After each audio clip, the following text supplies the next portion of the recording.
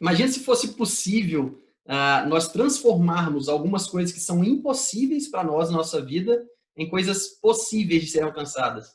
Imagina se a gente, pelo menos, tivesse a possibilidade de aumentar consideravelmente as chances de que essas coisas que a gente almeja alcançar e que parecem ser tão distantes se tornassem algo mais próximo, mais fácil de ser alcançado. Existe uma forma de trabalhar tudo isso. E a gente vai falar sobre isso nessa aula, de como criar uma realidade positiva e produtiva para você. Bom, meu nome é Rodrigo Cavalcante, eu sou coach de carreira, coach e mentor de carreira, e por ser formado em medicina veterinária e ser apaixonado por essa profissão, eu optei por, além de trabalhar como gerente de marketing de uma indústria farmacêutica veterinária, também atuar com coaching e mentoria de carreira e de negócios veterinários. E junto com minha esposa, Vanessa Kutz, que também está presente nesse programa, nós fundamos a MedVet Masters, empresa em que trabalhamos especificamente com médicos veterinários. Bom, para começar a falar sobre esse tema dessa aula, primeiro a gente tem que entender um pouquinho, mesmo que basicamente a respeito de crenças. E para poder iniciar esse papo sobre crenças, eu queria trazer para você o conceito das diferentes realidades, que é um conceito que é muito abordado na PNL, na Programação Neurolinguística. Então, quais que são as diferentes realidades? Existem duas realidades. A primeira é a realidade objetiva e a segunda é a realidade subjetiva. O que é a realidade objetiva?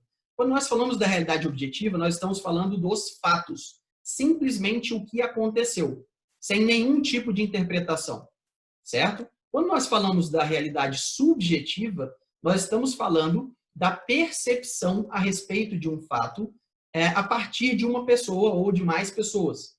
Ou seja, a partir de um fato, uma realidade objetiva, dependendo da pessoa que observa, existe uma percepção diferente. Ou seja, cria-se uma realidade subjetiva.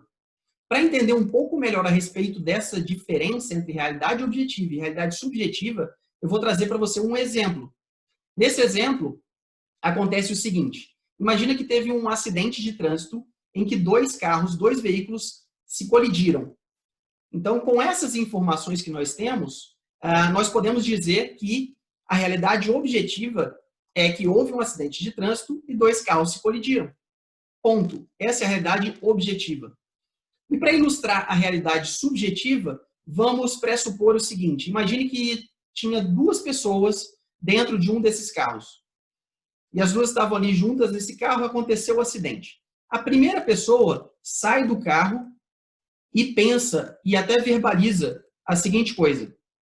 Nossa, eu tenho que ser muito grato a Deus mesmo.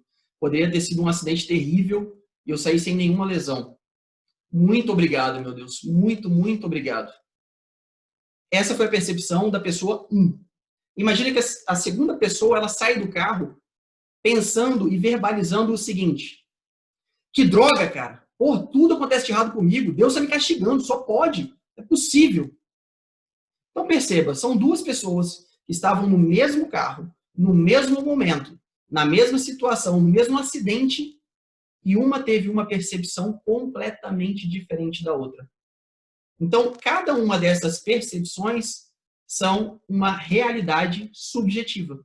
A realidade subjetiva 1 e a realidade subjetiva 2. E como que essas realidades subjetivas se formam? O que influencia essa diferença dos comportamentos? Todas as experiências prévias do indivíduo.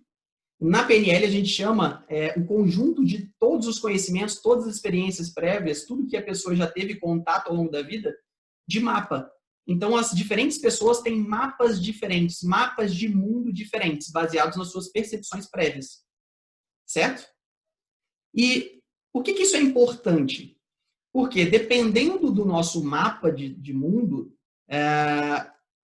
as nossas percepções são diferentes, e uma vez que as nossas percepções são diferentes, isso desperta sentimentos específicos em nós. Então, por isso, relembrando, por isso que uma pessoa, baseada no mapa de mundo dela, ela teve sentimentos específicos frente às experiências anteriores dela, que nesse exemplo foi o sentimento, por exemplo, de gratidão. Enquanto a pessoa 2 despertou sentimento de raiva, por exemplo. Sabendo que as nossas experiências prévias, a forma que a gente enxerga o mundo, influencia os nossos sentimentos, e sabendo que os nossos sentimentos influenciam os nossos comportamentos, é extremamente importante entender como que a gente faz para poder enxergar as coisas de uma maneira melhor, para influenciar os nossos sentimentos, para nós termos sentimentos melhores, sentimentos esses que nos fazem gerar comportamentos melhores, e uma vez que nós temos comportamentos melhores nas mais diversas situações, nós temos, consequentemente, resultados melhores. Rodrigo, isso daí está meio bagunçado na minha cabeça. Calma. Mais para frente eu vou te mostrar um esquema que vai trazer isso tudo de uma forma muito mais clara. Mas é importante você entender isso. Dependendo da realidade subjetiva, da percepção que uma pessoa tem a respeito de uma determinada situação, isso desperta sentimentos específicos nessa pessoa.